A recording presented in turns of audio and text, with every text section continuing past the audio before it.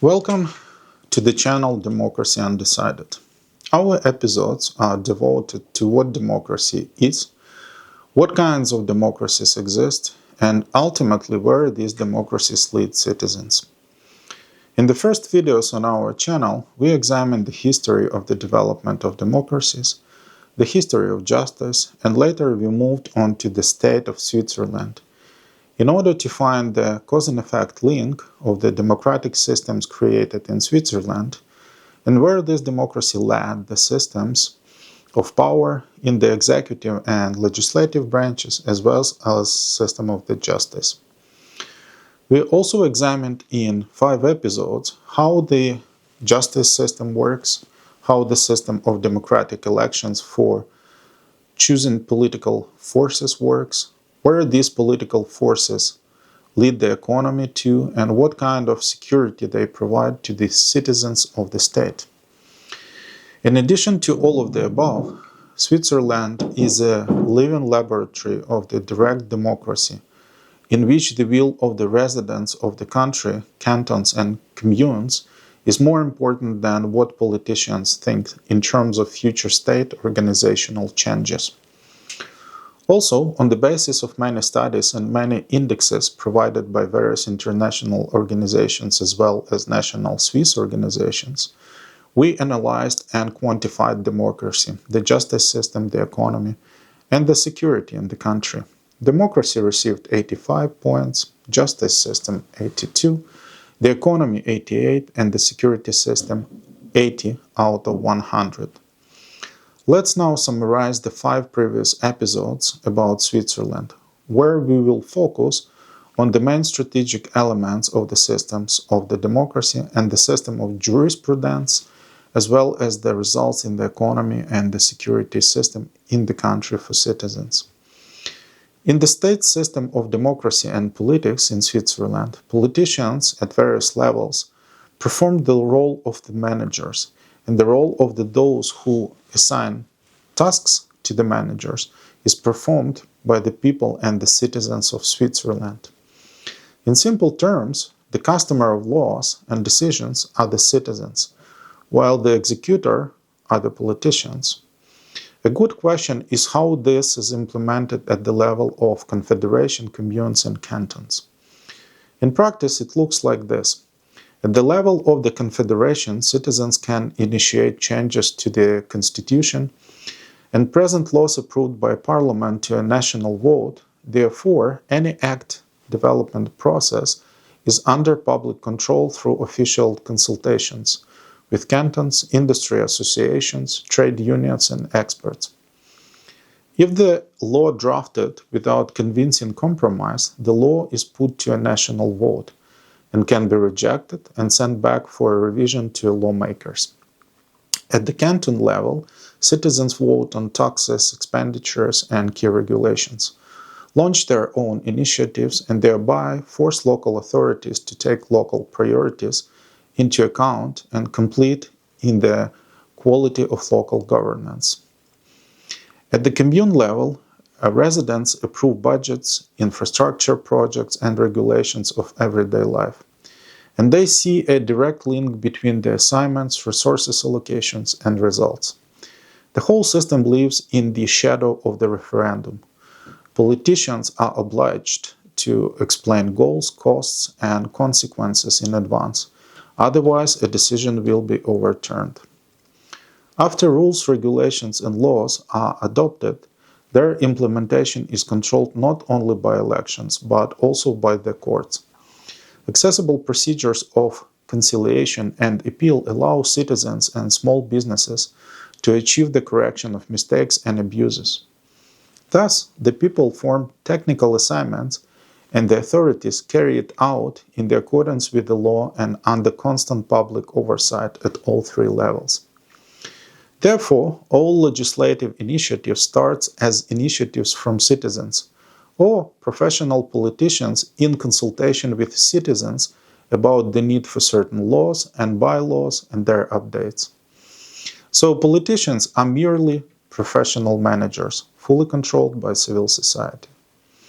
In the direct democracy and justice interconnection, the key principle is simple. The people set the framework, the courts keep it in force. Since any controversial law can be put to a vote, Parliament writes norms in advance so that they are clear and applicable in court. Therefore, judicial practice is less contradictory. The courts themselves are independent and accessible for citizens and small and medium enterprises. There are conciliation commissions, understandable administrative complaint processes against decision of the authorities, the possibility to file a claim and obtain legal aid with limited resources. There is a whole set of easily accessible instruments of financial assistance for smaller plaintiffs fighting larger defendants. This architecture keeps justice in shape. An official or a major player understands that arbitrariness will be challenged and corrected rather than hushed up.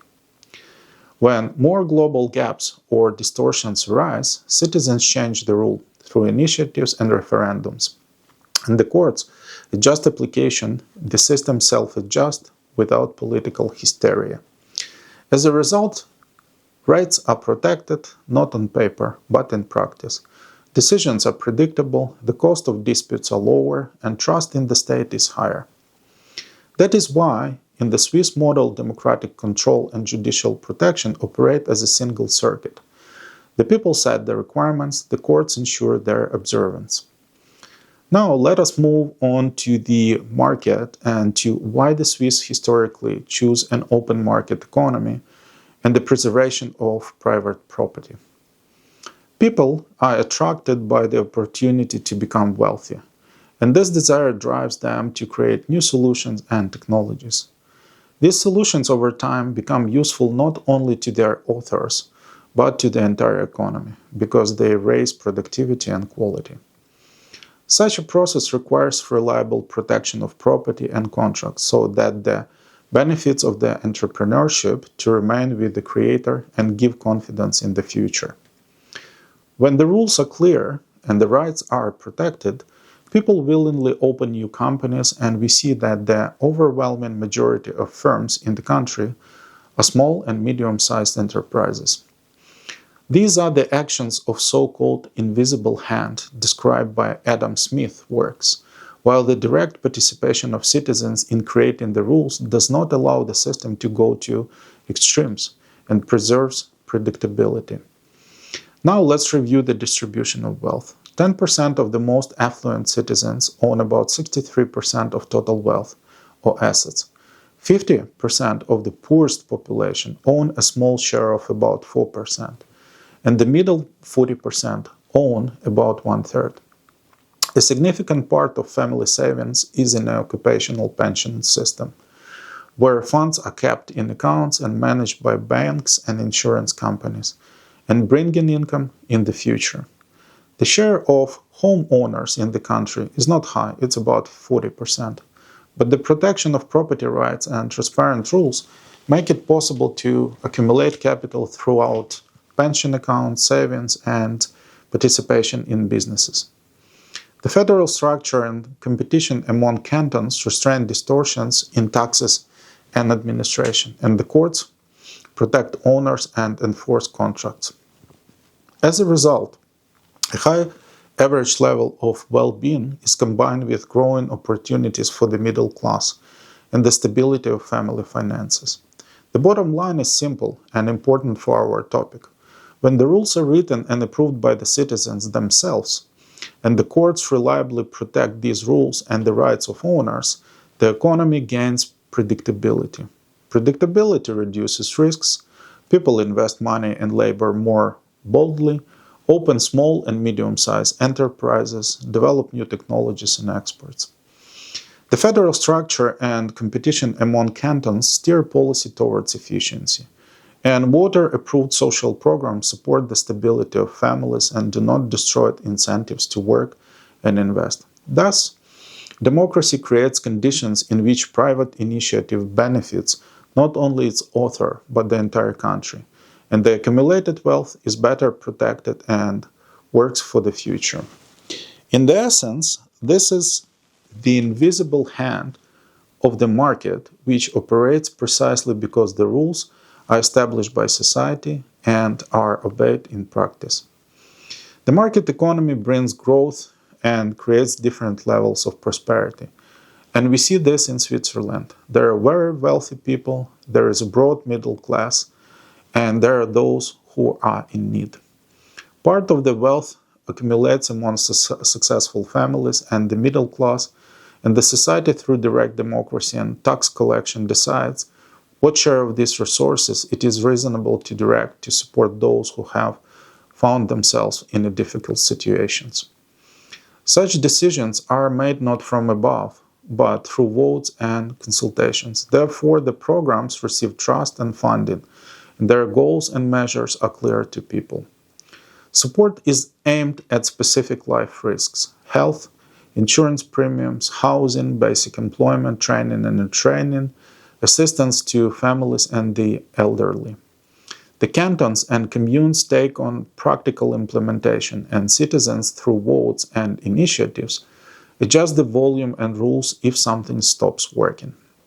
As a result, security in the social sphere becomes a tangible part of everyday life, and incentives for work and entrepreneurship are preserved because the rules are transparent and agreed in advance by society. The right to a decent life in Switzerland is preserved in Constitution, and around this a practical system of human protection is built.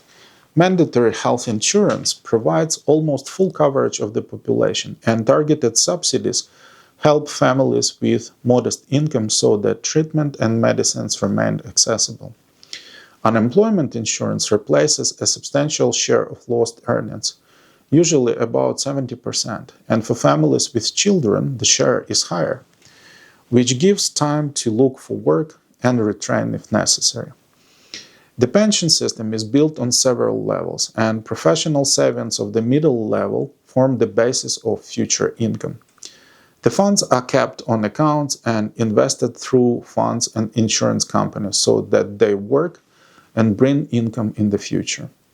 Civil protection is supported by a national warning system with thousands of sirens and annual tests at the beginning of February. And the network of shelters is designed for practically the entire population of the country. Energy security relies on hydropower and nuclear plants. Interruptions are rare and are usually measured in minutes per year, which makes everyday life and business predictable. State strategic reserve for basic products and food and sanitary control ensure stability of supplies and quality. And vulnerable groups receive assistance through vouchers and emergency material support, as well as through a network of social shops and food banks with their participation of non-profit organizations and communes. The level of violent crime is low. The police and the prosecutor's office operate according to understandable procedure, with oversight by the courts. At the cantonal and communal level, there are programs to support tenants, provide assistance to families, apply measures to reduce the insurance burden, fund retraining courses, and support employment services. Judicial accessibility is reinforced by conciliation commissions on rent and labor, simple administrative complaints, and the possibility to obtain procedural aid with limited resources. If some program fails or becomes too expensive, citizens, through initiative, referendums, and consultations, achieve adjustments, and the system returns to balance without sharp fluctuations. That is why security and the right to a decent life are felt not on paper, and people trust the state because they themselves set the rules and can change them. Why does this political system turn out to be so controllable and give stable results in justice, economy, and the protection of citizens? The reason lies in the mechanics of fulfilling promises. The constant shadow of the referendum and open consultation force politicians to calculate risks in advance, clarify norms, laws and bylaws, and lead promises to real decisions. In Swiss practice, pre-election and coalition promises do not disappear after elections. A noticeable part of them is brought to a result, because both the government and parliament work under the constant pressure of a possible nationwide vote. This so-called shadow of the referendum forces goals to be clarified in advance, costs to be counted, and the applicability of laws and regulations to be pre-checked. And broad consultation with the cantons, businesses, trade unions, and experts translate conflict into negotiation even before legislative voting sessions. At the micro level, this is visible in softened wording after feedbacks, in the rejection of clearly controversial points, in the replacements of sharp reforms with phased ones, in the appearance of mandatory reviews after a few years, and in the launch of pilot projects before general implementations. As a result, the quality of policy is higher than in systems with rare control points. The texts of laws become clearer, the risk of regulatory lurches is lower, and the probability of successful implementation of promises is higher, because decisions pass checks both at the stage of consultations and at the stage of votes, and eventually in the courts. In practical terms, citizen participation is based on an open infrastructure. Citizens can follow the agenda of votes through the official vote info application, dossiers on Swiss votes, explanations on Easy Vote, and materials on the websites of Confederation, cantons, and communes, where brochures to the ballots, arguments of the sides, results, and draft law submitted for consultation with the possibility of submitting written comments are published. Launch of optional referendums rules are clear. For a nationwide initiative, 100,000 signatures are required within 18 months. For a referendum, 50,000 within 100 days after the adoption of the law. Signatures are confirmed at the place of their residence. In the cases of alleged violations of electoral rights, a complaint can be provided to the competent cantonal authority within a short period with the subsequent judicial review if necessary. On official portals, schemes of appeal routes and procedural deadlines are available, and for people with the limited means, free legal aid is in effect. These mechanisms describe the full cycle of participation, from an idea and public discussions to the review of decisions in court, and make political participation accessible and understandable. And in this sense, Swiss democracy works like an invisible hand of governance. Decisions are distributed among citizens, cantons, and communes, and what becomes common property is not assets, but rules, constitutional norms, voting procedures, open consultations, and judicial practice. In Adam Smith's theory, the invisible hand of the economy describes how the individual decisions of buyers and sellers add up to order and is, in his moral philosophy, an objective observer operates who keeps egoism within bounds. In Swiss politics, the role of such an observer is taken by society in votes and by independent courts, setting the boundaries of decency and fairness. Citizens own the rulebook, and people and companies own property, and such a division makes the system stable and predictable. When norms are adopted with broad agreement and are subject to judicial review, participants can plan with confidence for years ahead, invest and develop businesses, and the authorities avoid sharp moves. If an error arises, it is corrected through voting, consultation, and court decisions, and equilibrium returns without upheavals. In the end, many small voices and objections with common rules and private property give a higher overall result for society. And this is the essence of the invisible hand of democracy in Switzerland. For all its stability, this model is not ideal and has its risks and pressure points. In politics, the risks remain ballot overload and voter fatigue, the complications of topics for voting and the influence of campaigns with unequal resources, as well as differences between cities and rural regions, which make it difficult to find common solutions. The transparency of lobbying and campaign financing remains a sensitive topic, as does the risk of slow agreement when the positions of the cantons diverge. In justice, vulnerabilities are the cost and duration of proceedings, uneven availability of legal aid, and the challenges of the digital transformation of courts and administrations. In the economy, pressure is created by growth of health insurance premiums and housing costs in the agglomerations, a shortage of personnel, not unemployment, a shortage of personnel, and again, an aging population, dependence on external markets, and the import of critically important goods. In energy, the transition to cleaner sources and growing electrification requires simultaneously restraining the growth of tariffs, expanding grid capacity, developing energy storage, and maintaining a reserve in case of low water years or shutdowns of capacities. In security, cyber threats and flows of disinformation are strengthening, and the climate events and supply disruptions test the strengths of civil protection system and food reserves. All this is capable of rocking the balance of democratic foundations, weakening citizens' participation, overloading the courts, pressing on family budgets, and the sense of security. The strong side remains the safeguards of the Swiss construction: open consultations, public trials, adjustments at votes, and judicial oversight, which makes it possible to return the political system to balance in time and not allow distortions to accumulate. Now, let's move on to the quantitative assessment of democracy: justice, the economy, and the security. We have developed a matrix of state prosperity on 4 foundations. This is the quad-pillar prosperity matrix with the corresponding components and their numerical assessments for democracy, justice, economy, and security.